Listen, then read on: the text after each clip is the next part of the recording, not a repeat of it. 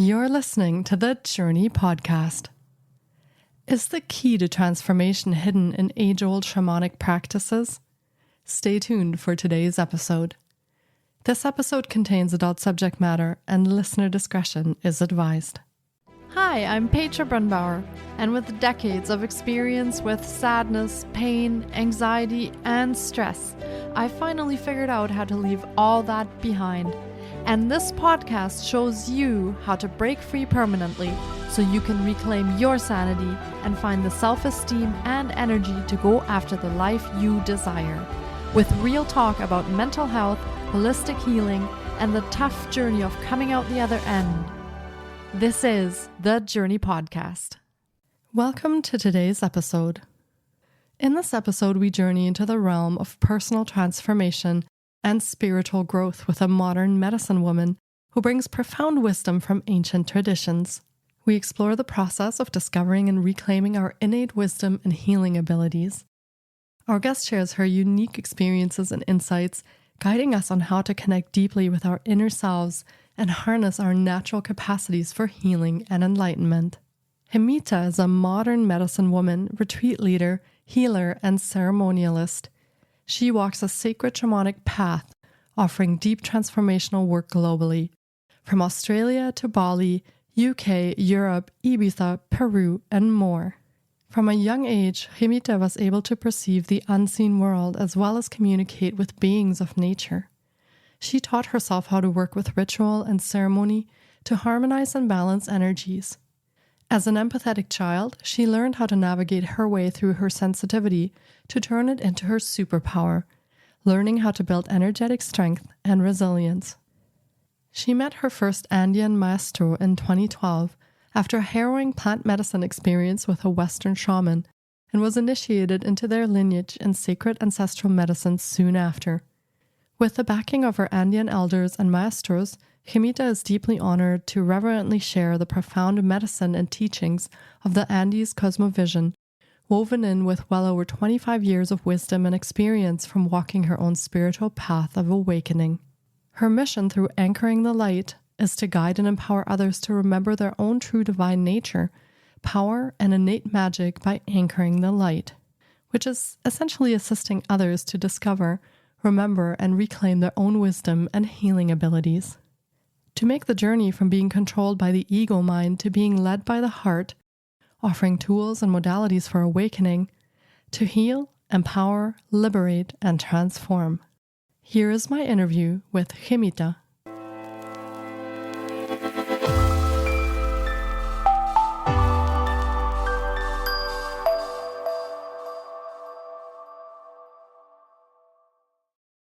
Hi, Jemmita. It's so great to have you on the podcast today. I've been looking forward to getting to chat with you because anchoring the light is such an intriguing topic for today's conversation. I can't wait to find out what's behind that. So thank you so much for coming on today and chatting with us, and welcome to the podcast. Hi, Petra. Thank you so much for having me. It's such an honor to be here. We had a little chat beforehand, and I just loved getting to know you more and love what you're sharing with your community out there. It's so necessary in these times, I believe.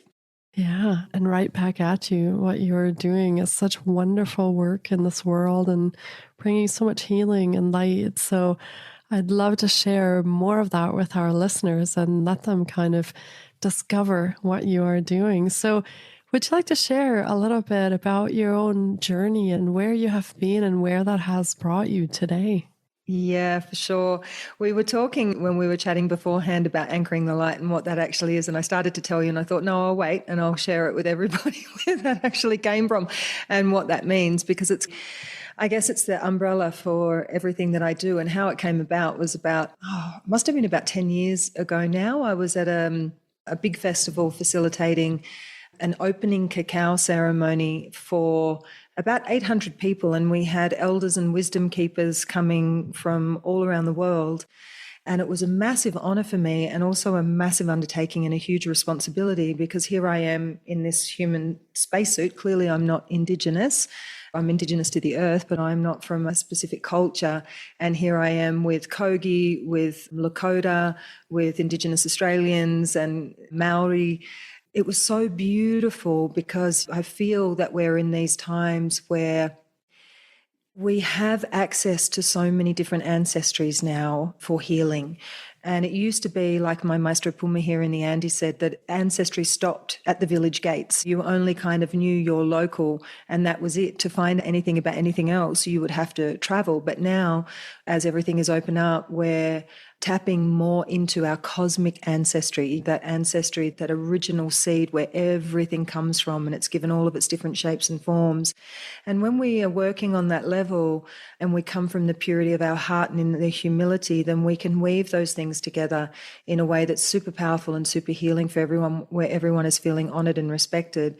And so this was my process during this festival. And the organizer said to me, we need 3 words for you, because we're going to put a thing up on this massive screen, and it can't be this big long thing. Because when someone asks me what I'm doing, it's like, how long have you got?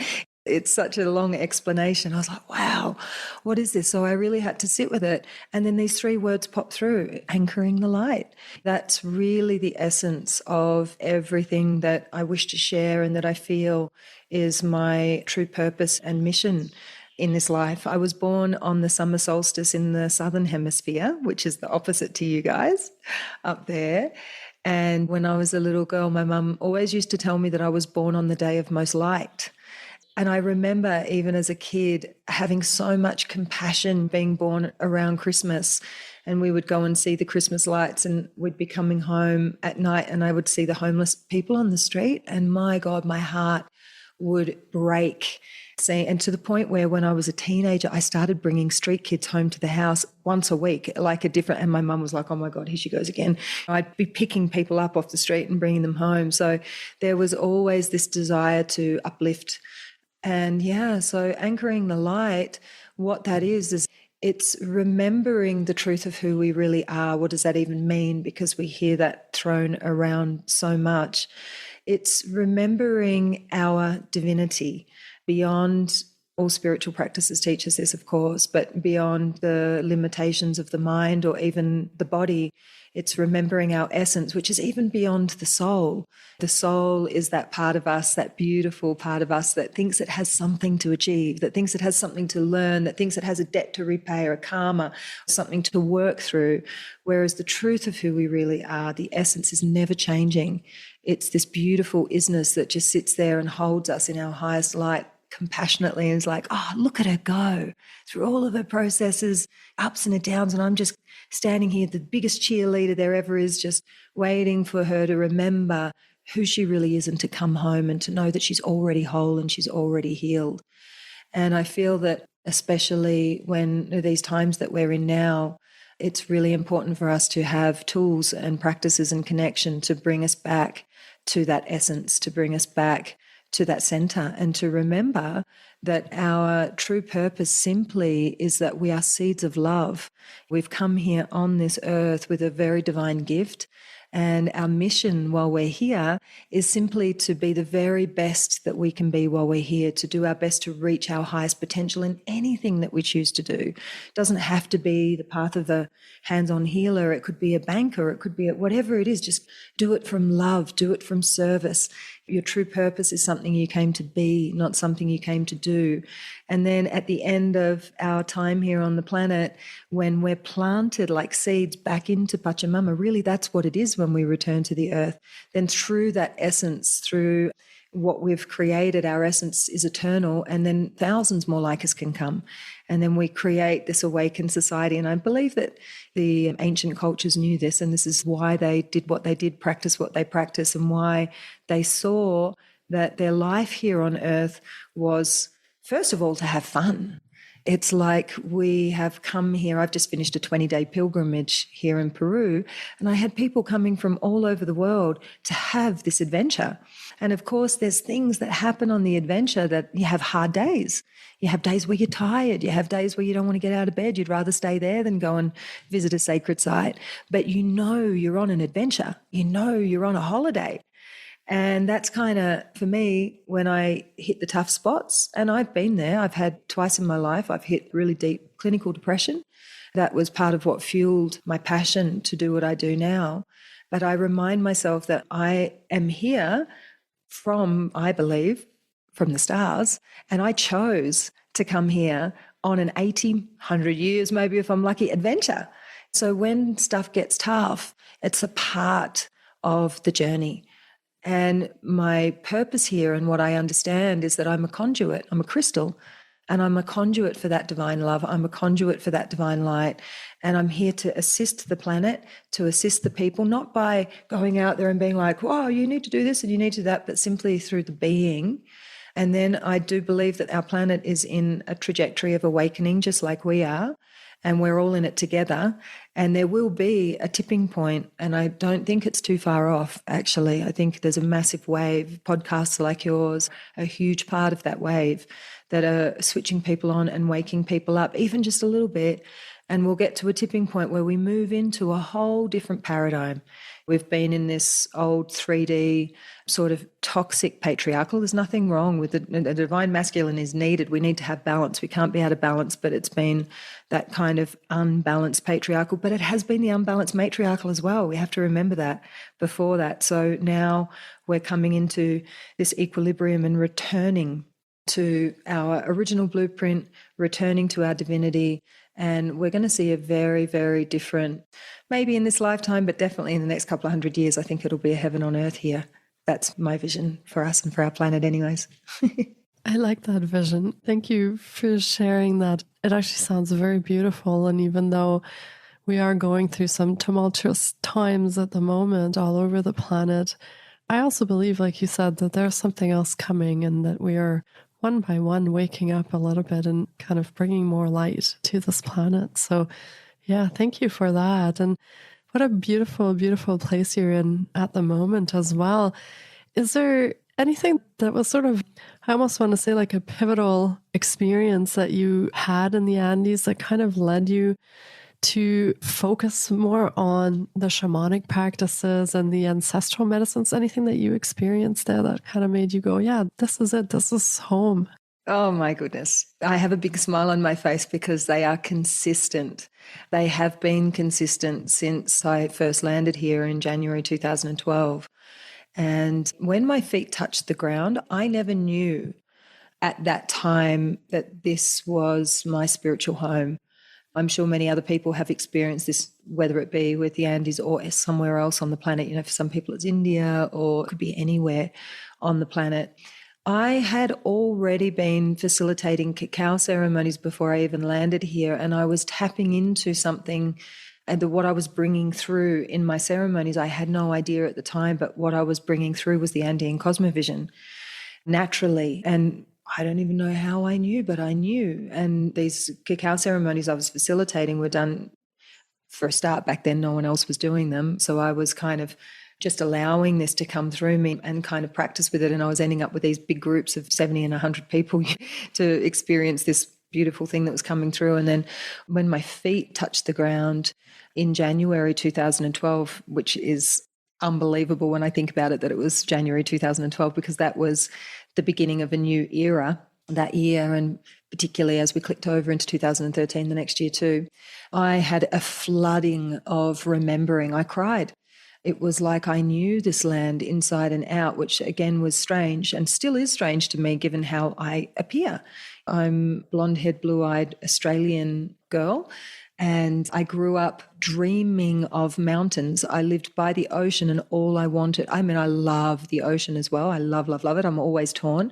But my whole life, I would, as a kid, and I was an only child as well, I would just spend my time daydreaming of mountains. And I'd get my parents to take me as high as they could into the hills of Perth so that I could rock climb and just be and talk to rocks. So I spent my childhood very, very, very, very in tune with nature, and very also in tune with the seen and the unseen world, which was pretty scary for me, I have to say, as well. I had no guidance in terms of when I could see spirits, I could see energies, and at a very young age, I taught myself how to do particular rituals to close portals. I kind of joke because I think had I been some well-meaning adult had have seen the weird kid doing this and taken her off to see a doctor, I probably would have been given a label of something. But luckily I was kind of left to do what I was doing, and there was a remembering happening even back then. But when I got to Peru, I sat in an ayahuasca ceremony that was really, really challenging. And it wasn't the medicine. The medicine was and is so super beautiful. It was the way it was facilitated. That process, that ceremony, left me in pieces. For about 6 months afterwards, I was kind of suffering this really severe depersonalization where able to have a conversation with somebody without not just sort of floating, feeling floaty, like, oh, I feel a bit out of my body, but literally being out, like I'm on the roof and looking at myself down here, like I can't get back in. And then the panic would set in because I knew that it was to do with this journey because there'd been severe trauma. The space itself, there were many, many, many people in that space that were being left to their own devices. The facilitator was doing a really good job of playing music, but not paying any attention to what was happening in the space. It was a beautiful, beautiful journey in that I'm still polishing diamonds from that journey now 12 years later, nearly 13 years later. I knew in that moment, strangely, that I'm not going to say that in that moment I knew I wanted to facilitate medicine, but I knew in that moment what it was to facilitate an impeccable space and how I would not do it. And what that experience did was it led me to my first teacher from the Andes because he saved me pretty much. In 20 minutes, he laid me down. He was a beautiful elder from Queros, which is right up high in the mountains, tiny little humble, beautiful man. And with his mesa, his medicine bundle, like I've got behind me here, a bell, some mapacho and a rattle, he laid me down and he said, no problem, we fix you. And in 20 minutes, he did this soul retrieval ceremony, my first experience of soul retrieval, and I was back. It was like back in my body. Then, not long after that, I met my maestro Puma, and how I met him was I had a coca leaf reading. Actually, I've got the oracle. I was asking it some questions this morning. I'm reading the leaves of the coca, and he threw the leaves, and he was like, "Oh, this is unusual." He said, "I'll just check again." Throws them again. He goes, "Yep." He said, "Jemmita, don't let that blonde hair and blue eyes fool you. These are your mountains and you're a medicine woman and you need to come back here and train." And my whole body just like lit up. Within 2 months, I had a whole life. I had my business, I had all the things going on. And I just up and went and came and was adopted into that lineage and began my training as a Wachumera, meaning serving the medicine of Wachuma. So that was really the beginning of my Andean shamanic path. My path had begun way before that, about 25 years ago, but my Andean shamanic path really kicked into gear then, and I've been working and serving the medicines and bringing that wisdom because, when you're working in those deep spaces in ceremony, you learn a lot. I see everything. I work with people through every kind of trauma, or not only with trauma, but manifestation that you could possibly imagine. So since then, over the years, the stories, the sliding door moments and the pivotal for me, because I'm so in touch with the shamanic world now, I have a lot of interaction with guardians and beings and communion. This is a big part. I mean, we can talk about that later, but when we talk about our spiritual health and our mental health, for me, the number one thing is that we have been, as a species on this planet, the biggest problem that I see is that we have become disconnected from nature. When we're disconnected from nature, it means we're disconnected from ourselves. And when we're disconnected from ourselves, we're disconnected to each other. So there's this huge disconnect that has happened. And this feeling for most people like they're going it alone.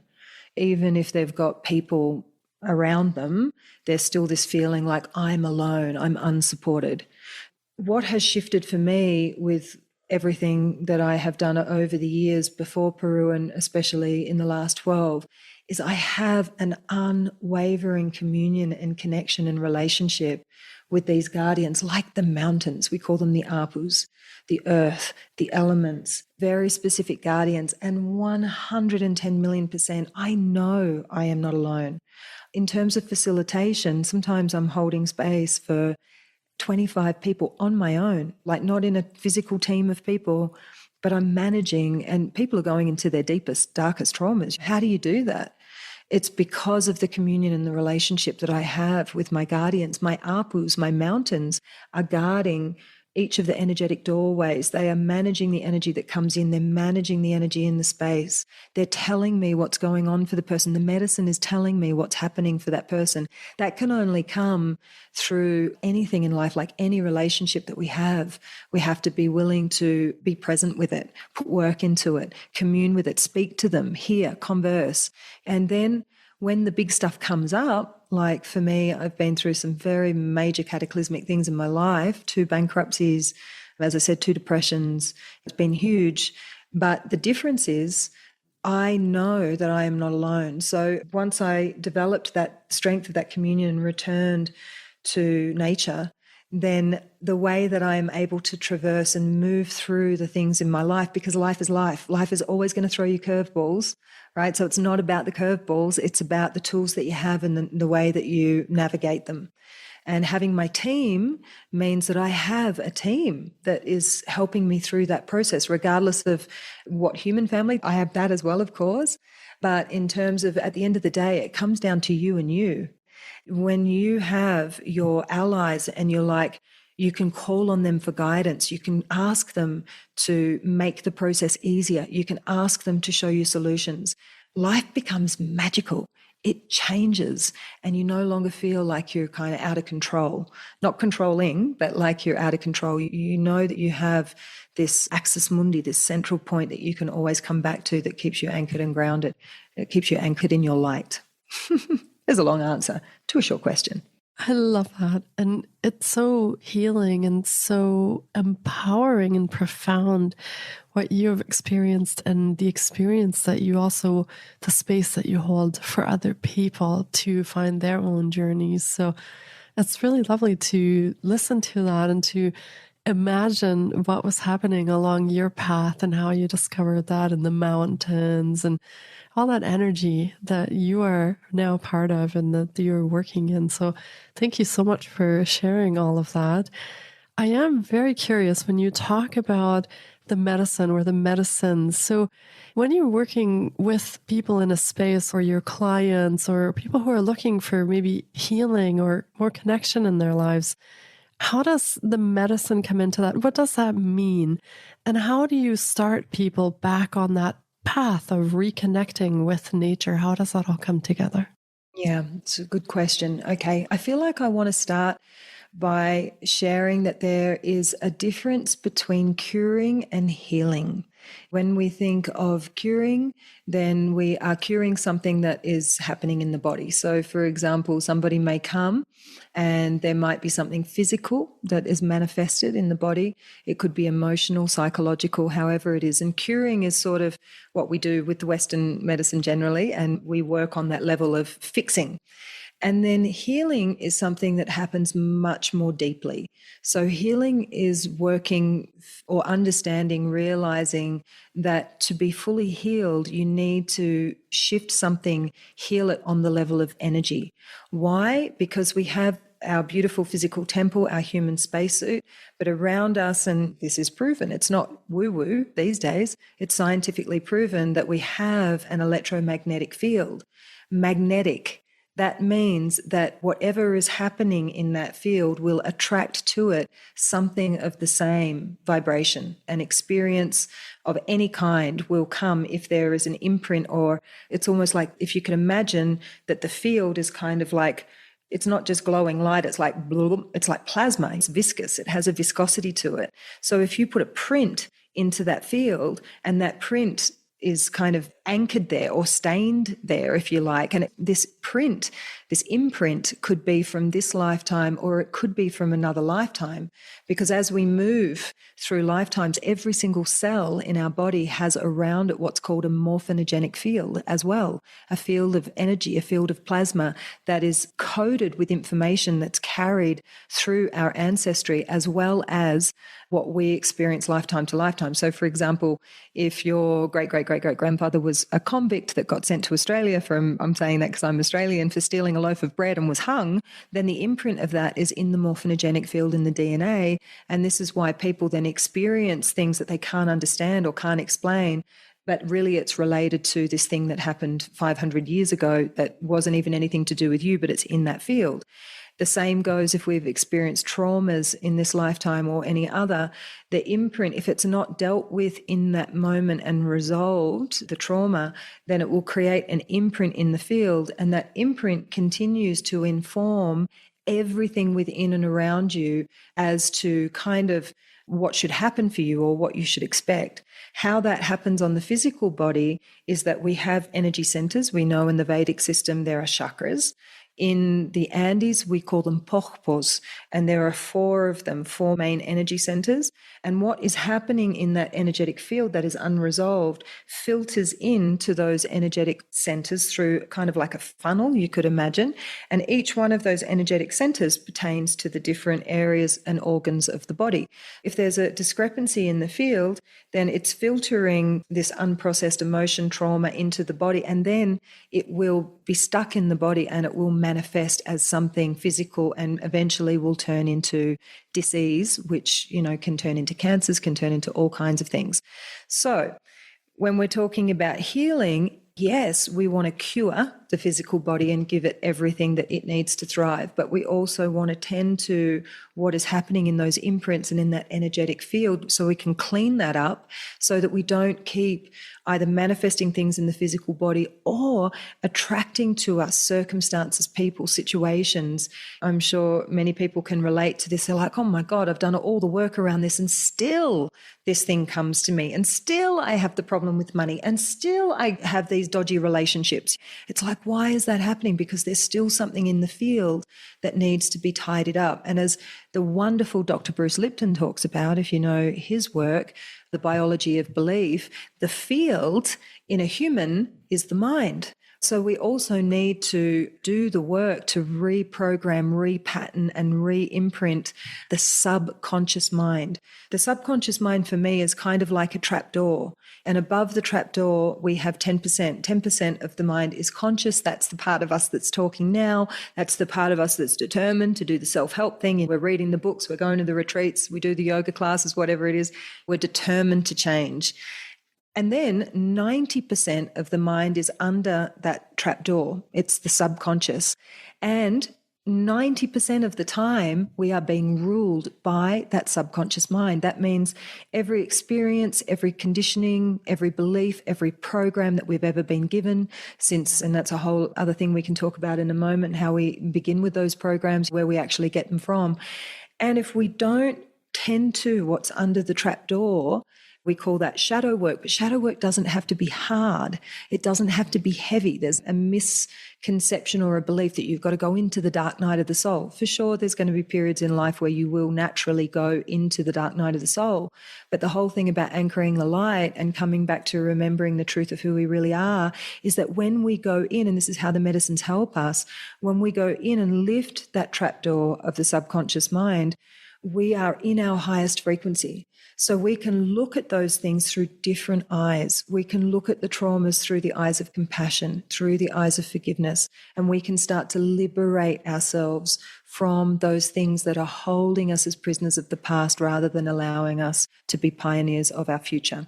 With the medicines, this is really how they work. And each of the medicines has their own very unique spirit, their own personality, their own flavor, their own way of working. And like I was saying about with the mountains, same with the medicines. It's a relationship. So when you first show up to meet the medicine, sometimes it can be the first journey, some people straight away, because it's like, you know what it's like when you meet someone you click with, you just straight away your friends. For other people, they might not feel much the first time because they're sort of like, who are you? It takes a go or two to sort of start to figure out and understand that relationship. But it is very, very, very important, and it's such an important conversation to be having around who you are choosing to sit with, because there is so much going on out there now that is without any judgment whatsoever, because I truly believe, and I always say this as a caveat, that you will always be drawn to where you're at that time. Even if it's a challenging experience like it was for me, that was where I was at the time, and that's what I needed. I kind of almost needed that ass kicking to get me into gear, right? Even though it was traumatic and it was hard, it taught me so much, and it still continues to. Even in my own groups, like I look at who I'm attracting into my groups now, and the people that are coming in, they're ready. They're at a different frequency. You want to know that when you're sitting with somebody, that they know what they're doing, that the container is impeccable. Most importantly, your nervous system needs to feel relaxed. It needs to feel safe. It needs to know that you can just surrender and allow whatever process is coming to you to come, knowing that you are 110% safe, sealed up, and protected. And that takes work for a facilitator to get to that point. So we have the beautiful medicine of ayahuasca, of course, and she's a very, very strong spirit, often referred to as the grandmother or the mother. The way that we facilitate ayahuasca ceremonies here in the Andes is quite different to what a lot of people experience. If you were to come to me, Petra, and I said to you, are you feeling fear? And if you would be like, yeah, I'd say to you, well, let's start with a microdose. We'll just have a little bit, even a hummingbird dose, just a little bit. We don't even need to drink the medicine, actually. We can program the medicine even into water with our intention, our own breath, and you'll still receive the spirit. This old paradigm way of busting people open and smashing you open to heal, for me, it's a really old paradigm. We can heal through love. We can choose to heal through our highest frequency, through gentleness, through ease, through sweetness. Doesn't mean to say that you won't have a strong or a challenging process if there's something that needs to come up, but the way in the setting, the set and setting of the container, and the way that we can work with the medicine can be really light. You can look at those things and be like, oh, this is really tough to look at, but this is beautiful. You're still totally remembered and connected to the divinity that you are and the beauty that you are. With Maestro Wachuma, we work with beautiful Maestro Wachuma in the daytime hours, so in the light. And there is no better medicine for me. I mean, maybe mushrooms, but I don't work with mushrooms myself. But for reconnecting you back to the divinity, to your divinity through the divinity of nature. I, time and time again, hear people saying about the beautiful heart medicine of Wachuma that it's their peak spiritual experience.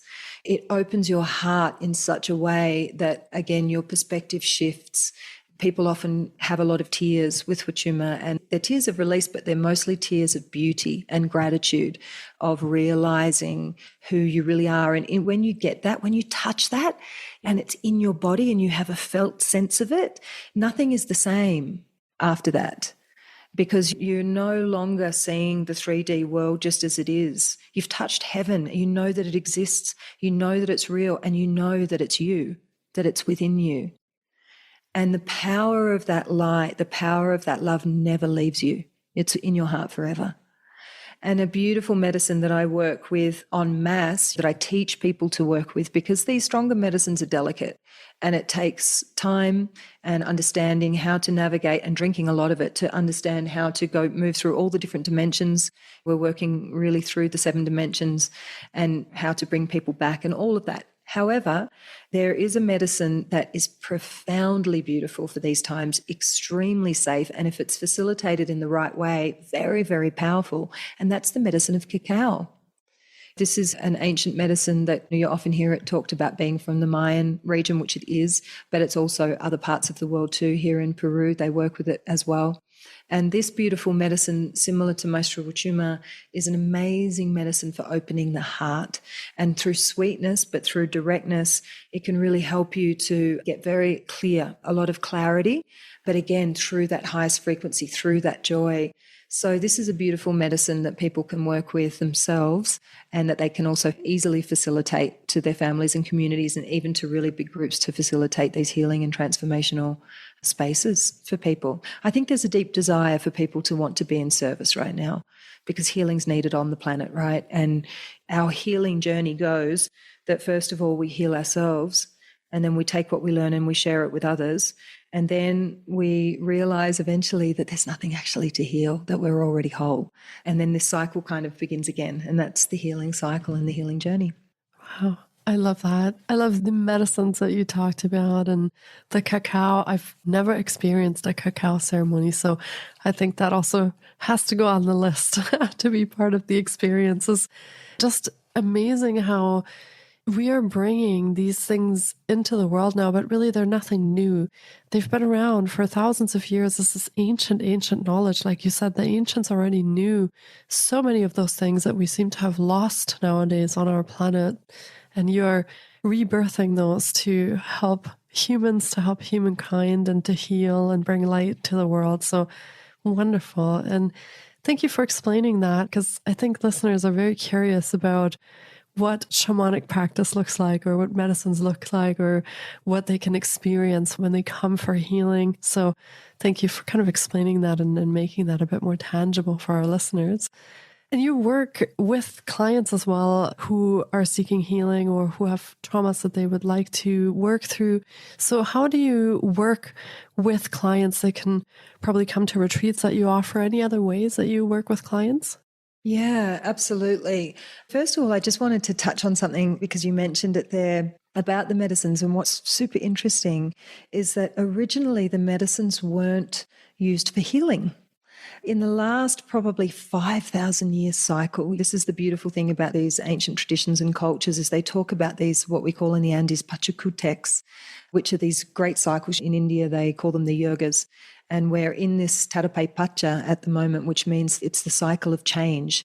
And it was always prophesied that there'd be an enormous amount of chaos because the breakdown has to happen for the breakthrough, for something new to emerge. All of the old top-down structures have to fall.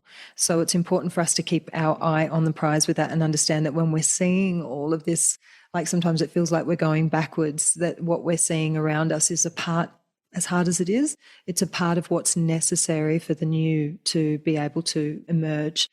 But the medicines were originally used to tap into the divine intelligence and to speak to the ancestors from the stars to get guidance, very clear and real guidance of how to build, how to use technologies that they can't explain now. Like I've just been in Tiwanaku in Bolivia, which is, this culture is said to be, it's dated to be as old as the pyramids, so about 10, 12,000 years, but they believe it to be much, much, much older than that.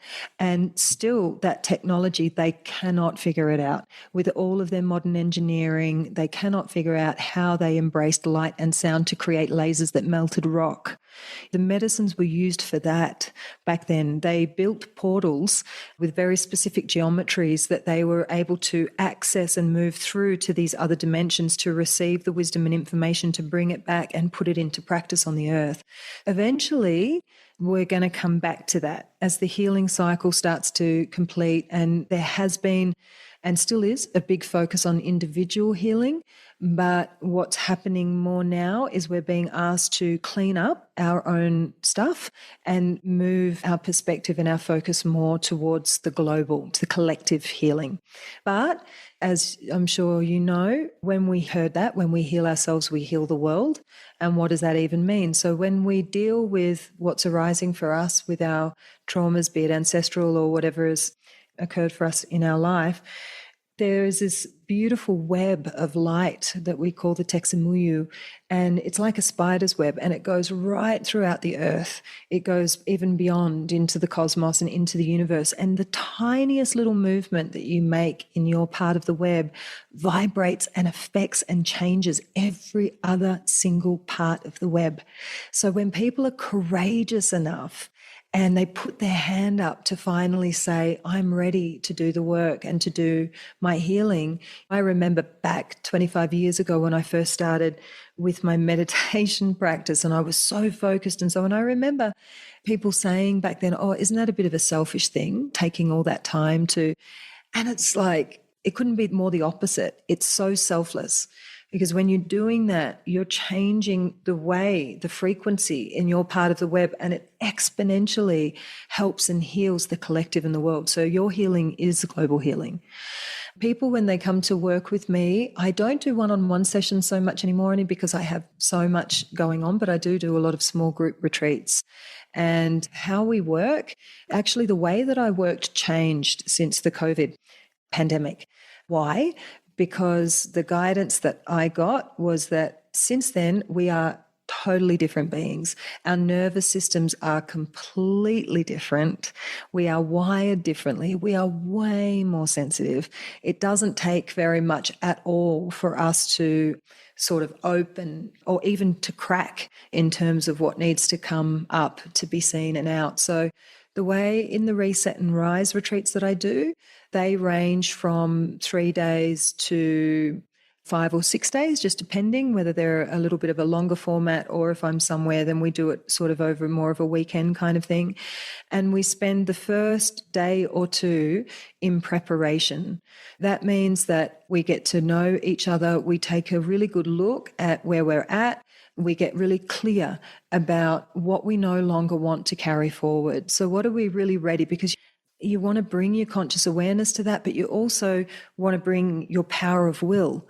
The thing is we can loop around and around and around in our traumas and in the stories of our past forever. Traditional therapy, that's what it kind of does. You go in, you talk about the same thing over and over again, but you never really get very far. So there has to be a point where you make a decision. I am completing this cycle.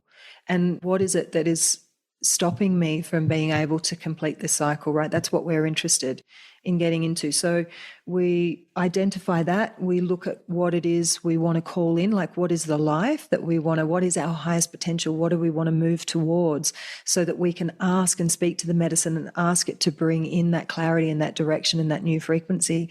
And we seed that into an offering. It's called a despacho. It's a traditional offering that we make to Pachamama. We make to where, like if I was to come and see you in France, we're talking to all of the guardians that are there in France, that are the guardians of the people, that are helping the people in everyday life, so that when they go, these energies that we are, these prayers that we're seeding, this program that we're seeding goes with them. So it doesn't just stop there. They're supported as they move out of that space. We work with breath work as well, which helps to open up the emotional body, and it actually clears a lot of the surface stuff that's there. And then we're prepared to meet the medicine. And when we go into the medicine, when I work with Wachuma, so it's a full day of ceremony, and we work super mindfully, super slowly, and super beautifully. By the time you get to that point, your nervous system is fully ready. It's ready to receive that medicine. There's no shock to the nervous system. And so we go into it prepared. And then on the other side, the integration. So we do obviously sharing. I really love to work with cacao ceremony because it is so light and so sweet, and it also gets you into your body. And we usually work with ecstatic dance. I will find the best, funkiest, loudest DJ that I can find in that area, and I bring them in, and we work with cacao, and we work with some meditation, and then we just and dance it out. Getting into the body like that, I mean, who doesn't love it? Everyone loves to dance, right? And then we close our cycle, and people go away from there feeling really, really complete. And of course, there's integration support afterwards. But the thing for me, what I'm really interested in more than anything, and the way that I like to work with the medicine, is to put people in touch with their power, to realize that you are your own greatest healer, that you have everything within you that you need. Every answer to every question, it's all in you. As light workers, as empaths, as sensitive beings, our tendency when we come into this earth is to always look out there for someone to either help us or validate us. Whereas what I love to do is create a solid container of the absolute highest frequency support that you could possibly receive, and ally you like your cheerleader to go in and help you to find during the ceremony, depending on what the medicine tells me and what you need. We could work shamanically. I could be working with different tools, with the mapacho, with the feathers, with the whatever, with song, or it's a dialogue. It's a conversation where I might not ask you anything leading, because you have to be really careful about putting things into people's minds, but I know what to ask just to get you there so that you can get to the core of what that is. And when we get to the core of it, then we can forgive it, we can heal it, and then we re-imprint it. So we're literally going in kind of like a cosmic gardener and taking these things out by the root. And that's healing, different to curing. And then what people find is that because we've shifted so much on that energetic imprint, then everything starts to go dunk, dunk, dunk, dunk, dunk, dunk, and fall into place. The physical healing happens, the emotional healing happens. And it's like the layers of an onion, right? It's sort of like one day is like 6 to 12 months of work. It's a fast track when it's done in the right way. Wow, that was fascinating. So I love the way that you work with people, and I hope our listeners are going to find some nuggets in there too. Maybe they want to connect with you for a retreat, or they have listened to this, has piqued their curiosity, or they hear something that makes them want to embark on their own healing journey as well. So we will link to all of Jemmita's offerings in the show notes as well. So be sure to check there on how you can connect with her, and we will link up. And I think you mentioned before when we were chatting that there also was a download, I think, that you wanted to offer listeners. Would you like to explain a little bit what that is? Yeah, sure. I have a month-long course or training. It's called Be the Crystal, and it's resilience training for empaths. It's using shamanic tools and wisdom, and it's a beautiful, everyone really, every single person that's done it has come back and said, wow, this has really changed my life, because I really feel that if you're watching this podcast, you're a sensitive. There are so many empaths and sensitives on the planet at the moment. And why? Because when you're an empath and you're a sensitive, then you're much less likely to cause harm to another being because you feel it. This is the way that our planet is going to evolve, by being a human race of empathic and sensitive beings. But along with that superpower can come a lot of difficulties in managing that sensitivity. My mission with Be the Crystal is to empower people to really be able to strengthen and build resilience in their energetic field, so that you can be out in the world and be in your highest service. You can be in your highest joy. You can be in your abundance, in your manifestation, in your creation, remembering who you are. So we go into the sacred contracts, the journey of the soul, making the flip from feeling like the victim to moving over to the place of being the creator, and a lot of tools to help you navigate your way through in daily life, and that put you back into deep communion and connection with nature. Because I tell you what, that's where the magic is. It's free. The masterclass is free, but nature is free. And even if you can't get into nature, guess what? You only have to close your eyes. We were gifted this amazing thing called the power of our imagination. And all of the high frequency energy that we need is available to us in nature. So it's called Be the Crystal because it's a journey of remembering back to that you are a crystal. We work with crystals for a reason. Crystals don't go, oh, that's good energy, that's bad energy. Oh, yeah, give me that. Oh, no, don't give me that. Crystals are like, bring it on, bring it all on, because I know that I am of the highest frequency of love and the highest frequency of light. And whatever touches the surface of my crystal instantly is transformed into blessings. And with my out breath, I send it out, and that is what heals the world. It's that simple. When we bring our consciousness back to that, everything changes. And that's what this course is about. So within it, there's the training, there's the videos that you'll receive, but there's also ceremonies. Every week we have a cacao ceremony. So you can sit there with your tea or with your cacao and sit there and actually go through this beautiful guided ceremony to help you step into your next level of mastery and brilliance and healing. Amazing. And we will link to that in the show notes as well, to be sure our listeners can access this wonderful resource. I can't wait for them to actually dive into that and be part of those ceremonies. Sounds wonderful. So thank you for sharing that, and thank you for offering that to our listeners. And this has been another incredible episode, and I really hope that our listeners have enjoyed our journey into anchoring the light as much as I have. I can't believe how much I have learned in this time that we have spent together. And I just want to thank you for being here and bringing all this wisdom and knowledge to the world so that our listeners can be part of that as well. Thank you so much, Jemmita, for your time and for coming on today and sharing that with us. Thank you so much, Petra. Thank you for having me. I just wish everybody ease, joy, abundance, sweet, gentle processes, for you to really remember the truth of who you really are, which is pure love and pure light. You got this. We're in it together. And we will leave our listeners with those beautiful words. Thank you so much, Jemmita, and take care. Thanks, my love. Thank you so much for taking time out of your day to listen in. If you enjoy the Journey podcast, please support us by subscribing, sharing on social media, and leaving us a review. We appreciate you. And you can find more of The Journey on Facebook, Instagram, TikTok, and our website, thejourney.com. Sending you love and courage, and see you next time.